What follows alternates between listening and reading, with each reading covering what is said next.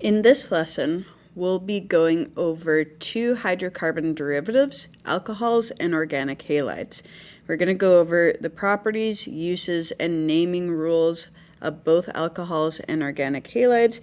But please note that these notes focus on the skills required for naming. However, you will be expected to be able to name as well as draw alcohols and organic halide compounds. Okay, the reason why the notes focus on naming rather than drawing is because that's the harder skill out of the two. Okay, so hydrocarbon derivatives, all that really means is that those compounds contain at least one special functional group. So in Chemistry 30, we're going to cover four derivatives: alcohols, alkyl halides or organic halides, carboxylic acids, and esters. Okay, so if we're looking at alcohols here, the special part about these organic compounds is that they contain hydroxyl. So that's the special functional group that they contain. Okay, so when we're abbreviating this functional group, sometimes you'll see it abbreviated as ROH. R just means like any carbon chain. Okay, alternatively, sometimes instead of an R, you might see a little squiggly line and then the hydroxyl functional group for alcohols. But this little squiggly line is just a placeholder for whatever carbon chain. Okay, so some properties of alcohols is that they're going to have higher boiling points than the corresponding aliphatics because of hydrogen bonding. Okay, so that's important to know. So, for example, methane has a boiling point of negative 162, whereas methanol has a boiling point of 65. So the reason why methanol has a higher boiling point than methane is because of the alcohol group, which is also known as the hydroxyl group. And what that contributes to is an increased amount of intermolecular forces, and the more intermolecular forces you have, the higher boiling point is going to be. So just as a little side note here, okay, let's just talk about intermolecular forces and just quickly review it.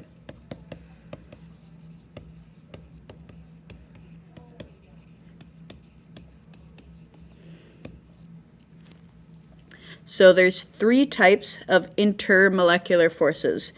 There's London forces,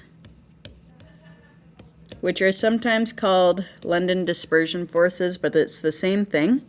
Basically, this is just based off of the attraction between protons and electrons. So since all compounds have protons and electrons, that means all compounds are going to have London forces.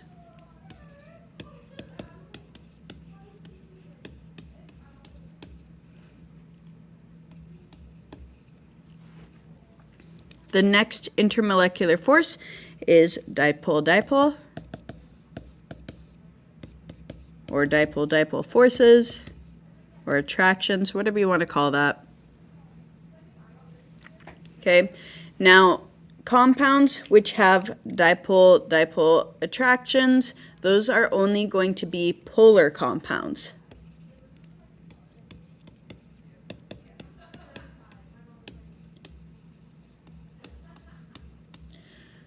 So polar compounds, how you can identify them is basically one side of the compound has more electronegative atoms in it. Okay, so for example, if we were talking about methanol here, if we were to draw the line diagram for methanol, it would just be like this. So you can see that this side of the compound has oxygen in it, which is a very electronegative atom. So the right-hand side of this compound has the electrons kind of skewed towards it because oxygen is highly electronegative. How you could tell that oxygen is highly electronegative is you'd have to go to your data booklet, look at the periodic table, and the electronegativity number is just above the symbol for each element. So the highest number you can have for electronegativity is 4, so fluorine's the most electronegative atom you could possibly have. Okay, but oxygen's still pretty electronegative. Okay. So again, how you figure out if a compound is polar, which means it'll have dipole-dipole attractions, is you got to look at structure of your compound and figure out, okay, does one side of this compound have more electronegative atoms in it or not? Okay, so if I was to draw a resultant vector to kind of show the polarity of methanol, I would go like that. I would point the arrow towards the more electronegative side of the compound, which is the side that has oxygen in it. The last intermolecular force is going to be hydrogen bonding.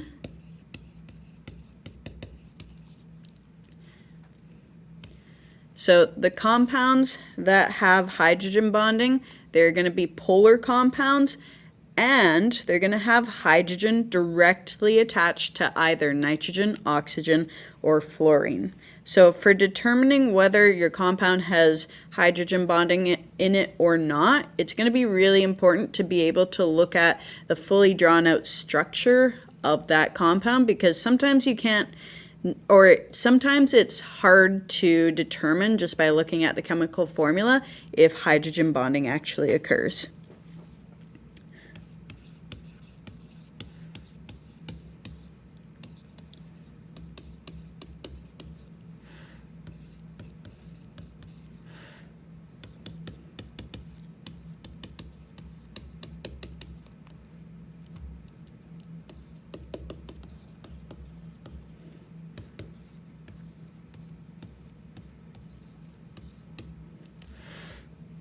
Okay, so compounds that can do hydrogen bonding are compounds which have to be polar, and they have to have hydrogen directly attached to either nitrogen, oxygen, or fluorine. Okay, so the reason why methanol has hydrogen bonding in it is because hydrogen is directly attached to oxygen here. Okay, so the reason why methanol's boiling point is higher than methane's, even though they both have one carbon in it, okay, you got to compare the intermolecular forces present in each compound.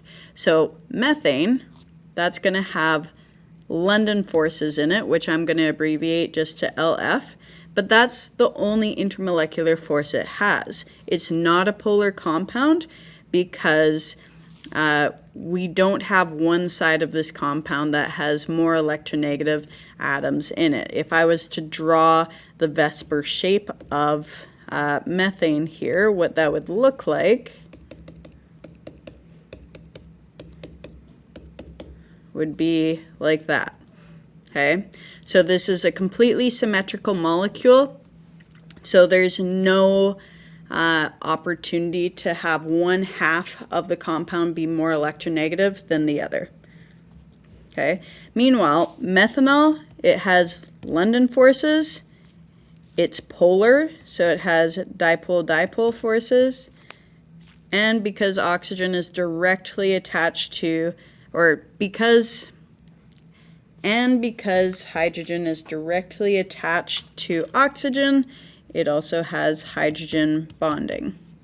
Okay, so again, the more intermolecular forces a compound has, the higher its boiling point is going to be. Okay, other properties of compounds which have an alcohol group in it is they're going to be polar, and the hydroxyl part of the compound is the part that's going to be polar. Okay. Meanwhile, the carbon chain at the end is not. Okay. So what that's going to cause is it's going to cause small alcohols to be soluble in water because they don't have as much of a non-polar portion to the compound. But large alcohols, they are not going to be soluble in water just because there's a larger portion of them that are non-polar. Okay, so I'm just going to add in here, large alcohols are not soluble in water. Okay, so to draw out what this is saying, so we have our hydroxyl group, and then let's say,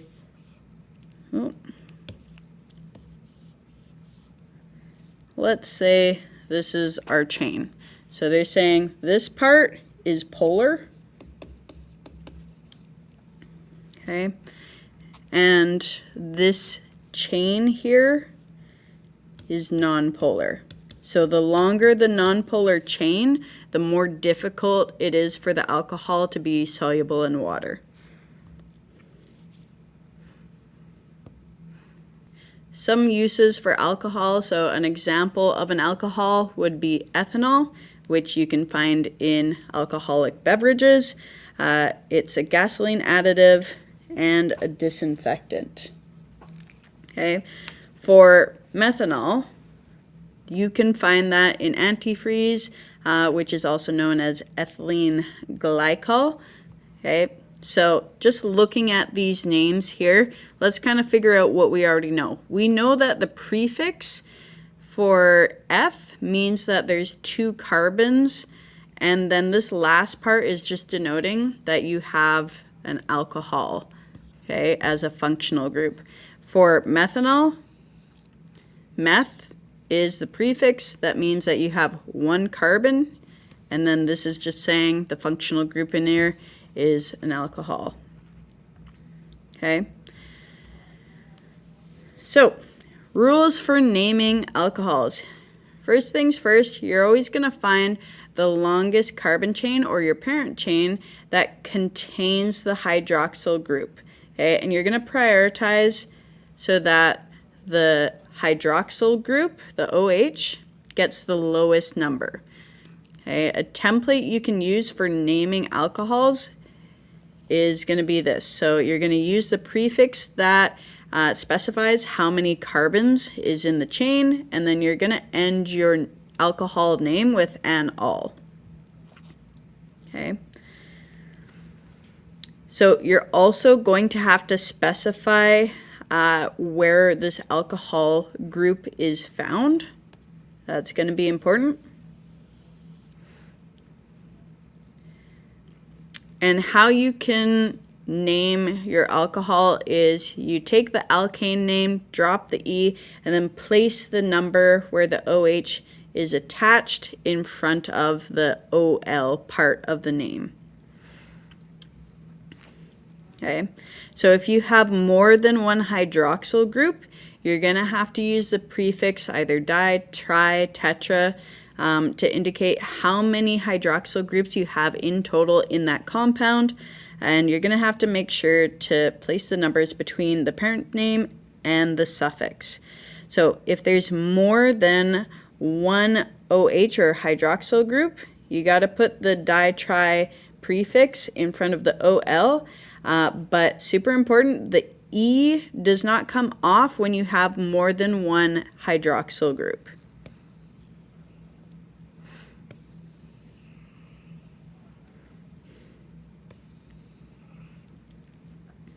Okay, and if you have a benzene ring that has a hydroxyl group, it's just called phenyl.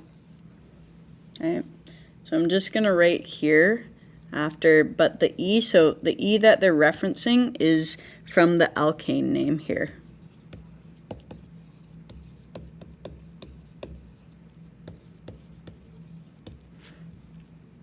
Okay, So we'll get into some practice with what exactly that looks like here.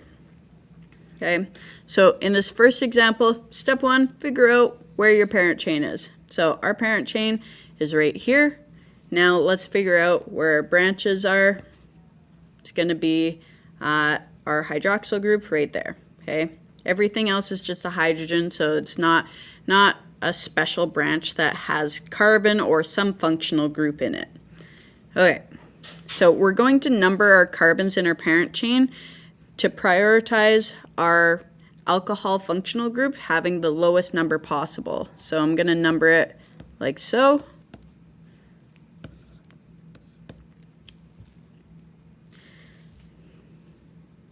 Okay, so with this, okay, if I was to start out sort of with our naming rules for alkanes, okay, the reason why I'm focusing on alkanes is because there's only single bonds here between our carbons.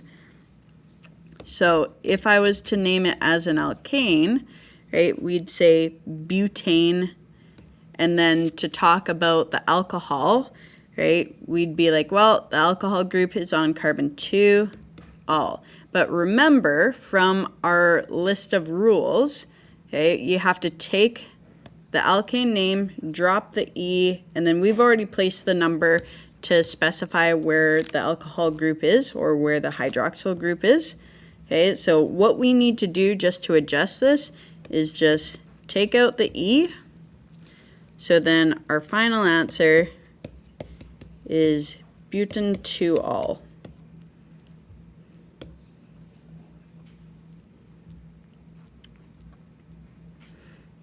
Okay, let's do the same process for the next one. So we got to figure out, okay, where is our parent chain? So it's going to be right here. Okay, we got 4 carbons in our parent chain. If you're wondering, well, couldn't I go like this? That still has four carbons in the parent chain. Yep, you could. You're going to get the same name. Okay, I'm just choosing to go like this so it's a little bit easier to see all the branches and everything. Okay, so my branches or functional groups, they're located here and here.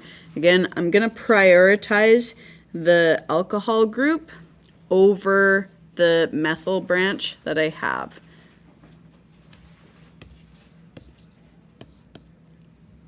So when I say prioritize the alcohol group over the methyl group, what I'm saying is you should prioritize any special functional group over any kind of regular branch when you are numbering your carbons for your parent chain. All right, so first things first, remember for compound names, the first part of the name talks about the branches and where they are. So we have a methyl branch on carbon 3, so 3-methyl. Okay, now I got to talk about my parent chain, which is going to be butane. Okay, I'm dropping the E from the alkane name, and I'm going to specify where the hydroxyl group or where the alcohol group is. It's on carbon 2, all. Okay, and now that's done. All right. Next one here. So my parent chain is going to be right here. I want to make sure that my alcohol groups are attached to the parent chain. Okay, so that's why I'm choosing this as my parent chain and not this as my parent chain. Okay, the alcohol groups have to be attached directly to the parent chain. So here's my functional groups as well as my branch. First part of the chemical name talks about the branches, and before I get into that, I need to make sure that I'm numbering these carbons in my parent chain. So I'm going to prioritize the alcohol groups over the ethyl branch here. So this will be my carbon 1, 2, 3, 4. Okay, so my ethyl group, or my ethyl branch, is on carbon 2. Then I'm going to talk about my parent chain. So there's 4 carbons in the parent chain. So butane. Now remember, we have to put the E back in here because when you have more than one hydroxyl group, you have to include the E in the alcohol name. Okay.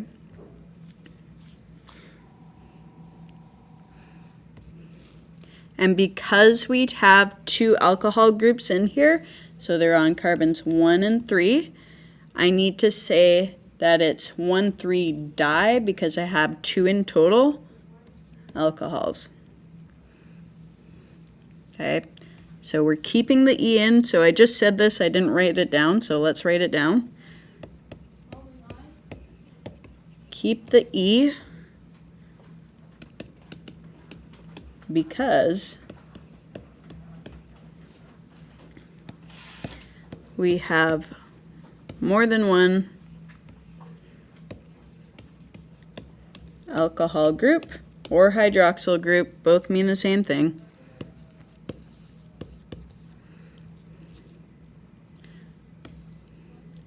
And then for the di, the reason why we're putting that in is because we have 2 alcohol groups in total.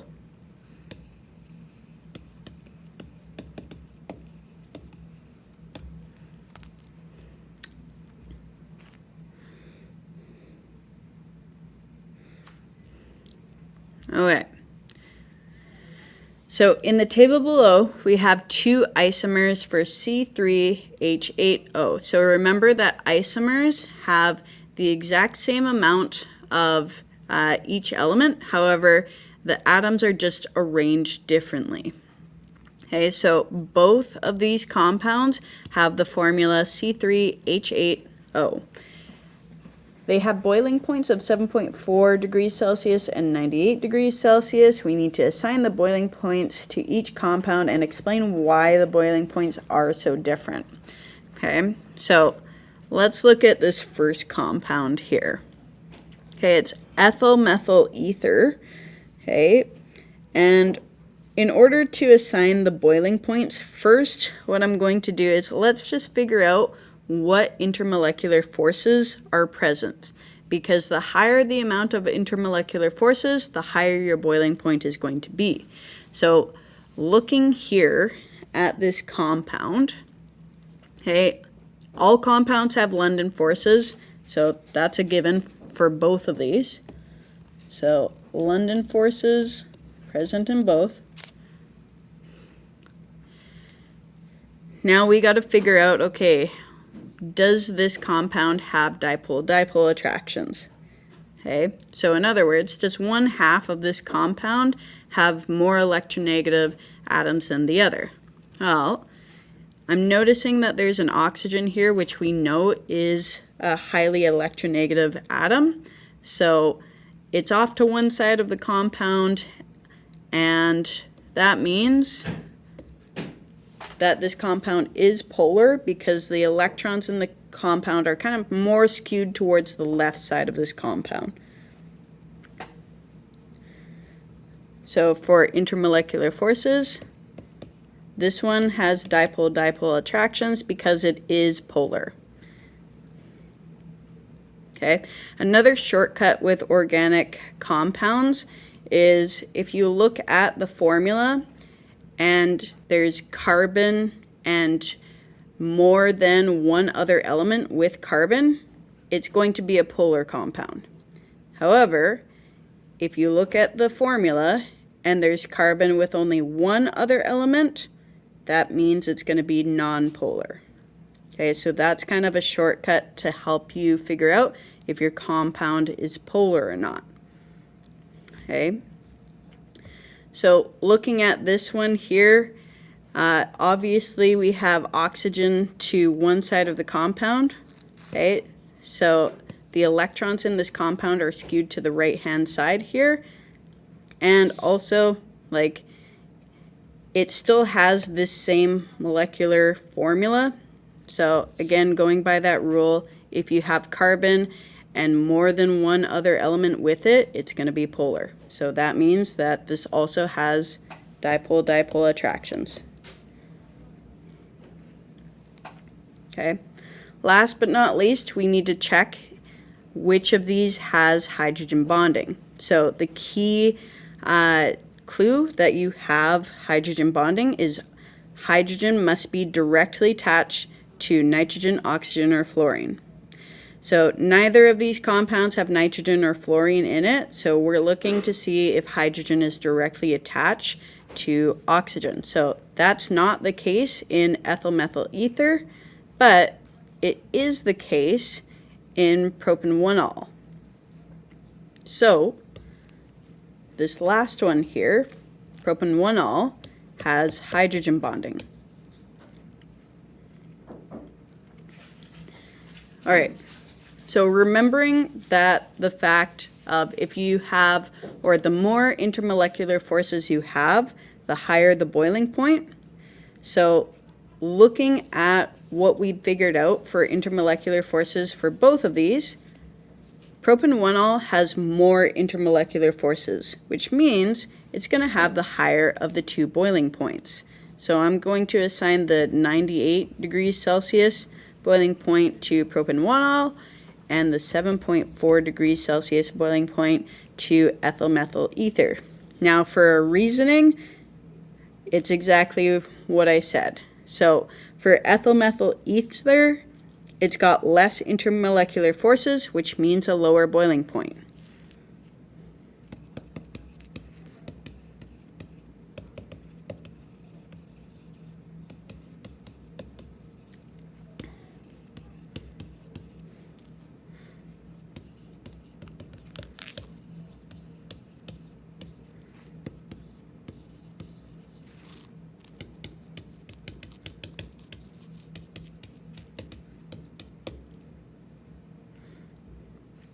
For propan-1-ol, it has more intermolecular forces, which means a higher boiling point.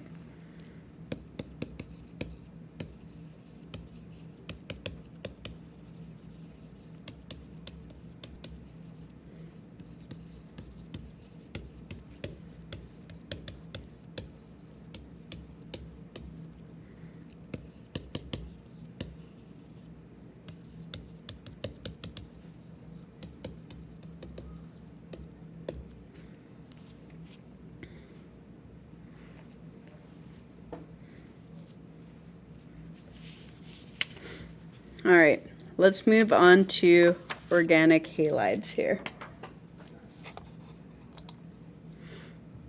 All right, so organic halides, they're also known as alkyl halides. And the functional group that we're looking at is that there's a halogen attached to a carbon chain or a carbon ring. Okay, so again, this R here is just a placeholder for a carbon chain or a carbon ring. Okay, X is representing a halogen. Okay, so if you're wondering what a halogen is, just as a reminder from Chemistry 20, a halogen is any element that falls in group 17. So that's going to be fluorine, chlorine, bromine, iodine, and astatine. So most of the time, you'll see fluorine, chlorine, bromine, and iodine in questions.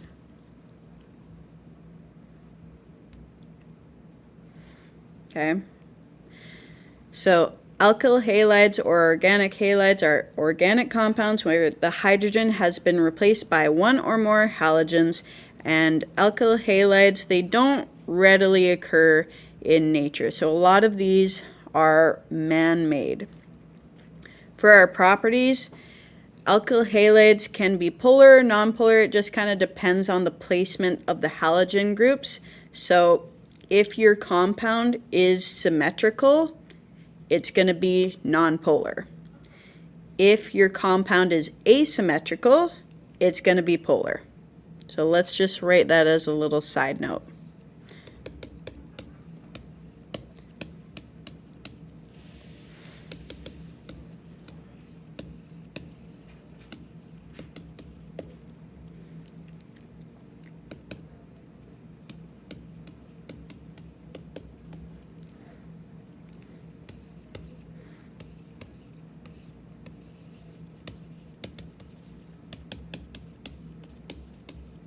Okay, so what symmetrical means is if you chopped your compound in half and you have the exact same thing on either side, then your compound is going to be symmetrical. Okay, so keep in mind it's not just you're chopping your compound in half one way, it has to be always. It has to be completely symmetrical. Whereas asymmetrical means if you chop your compound in half and you don't have the exact same thing on both sides, it's going to be asymmetrical, which leads the compound to be polar. Okay, so alkyl halides are usually liquids. A lot of them are very toxic and dangerous. Some examples of alkyl halides that have been produced by humans would be DDT, which is an insecticide that was used in the 1940s but has since been banned just because of its health effects. Okay. PCBs, that's a class of compounds called polychlorinated biphenyls. Okay, so they were used in a lot of different things like paints, electrical and hydraulic equipments, pigments, dyes, so on and so forth. Okay, but those were also banned just due to health effects. CFCs, that stands for chlorofluorocarbons. Okay, they were most popularly used as a refrigerant, but they were banned just due to their environmental effects. It basically just ate away at the ozone, so that wasn't any good. We can also use alkyl halides for anesthetics, dry cleaning fluid, plastics, polymers, and in particular Teflon uses alkyl halides. Okay. For our rules for naming organic halides, it's very similar to branched hydrocarbons, okay? But we're going to have special names to denote the branches when there's fluorine, chlorine, bromine, and iodine. Okay, so we're still going to name our branches alphabetically, but if you have fluorine as a branch, you're going to call it fluoro. If you have chlorine, you're going to call it chloro. If you have bromine, you're going to call it bromo. Iodine, you're going to call it iodo. Okay, so just as a little note over here, the halogen and other branches have the same importance. Okay, so that means if you have a halogen versus some other branch that's made out of carbons, like there's no which one you should give a higher priority to in terms of getting the lower number when you're numbering your carbons in your parent chain.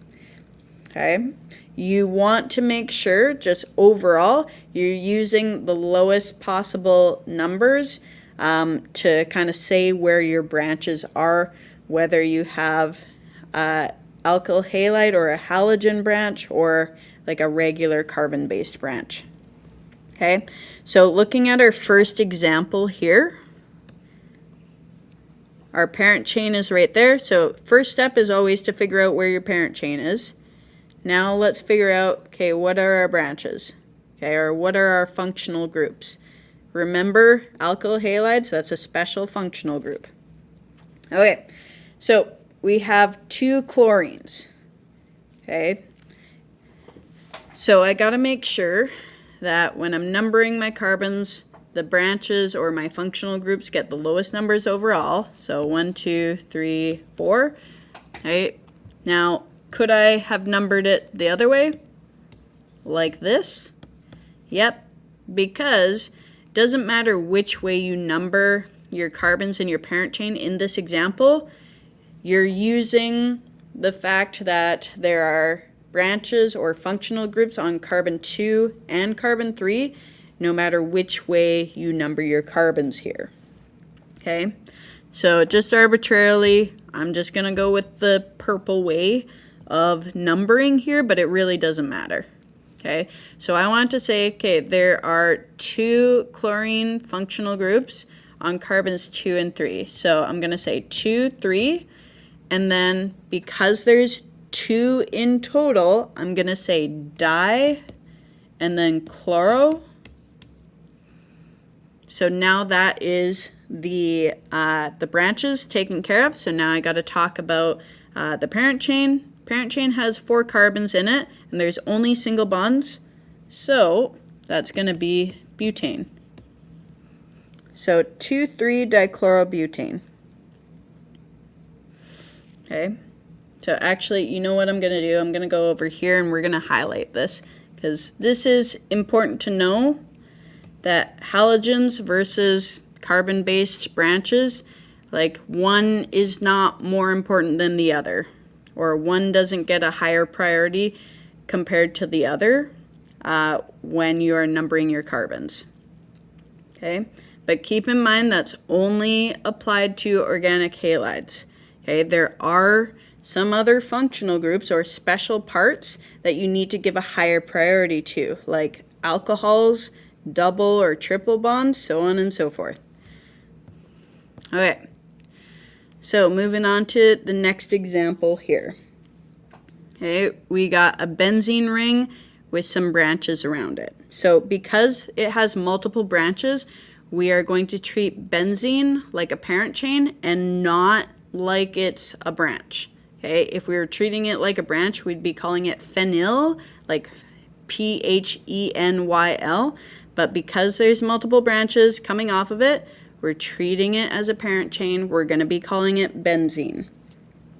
All right, so let's try numbering these carbons here.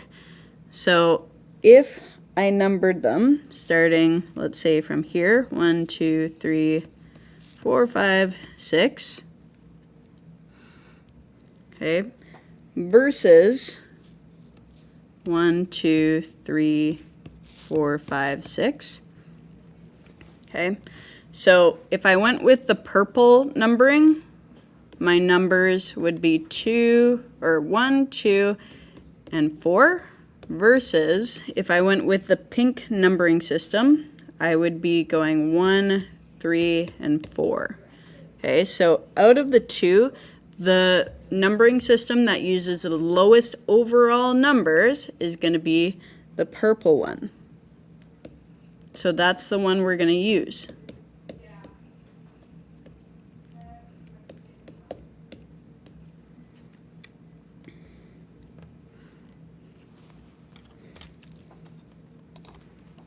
All right. So now that we know what numbering we're going to use, let's figure out our branches. So remember, the branches must be in alphabetical order. Okay, so we've got a methyl branch, we have a fluoro branch, and we have an iodo branch. So alphabetically, the fluoro branch is gonna come first. So that's why I gotta go 2 fluoro. Okay, and then I'm going to go 4 iodo, 1 methyl,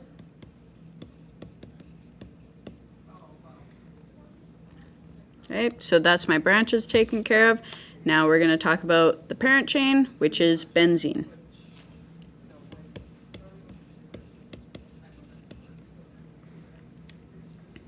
Okay, so again, the reason why we're using the word benzene and not phenyl is just because there's multiple branches coming off of the benzene ring, so we have to treat it like a parent chain.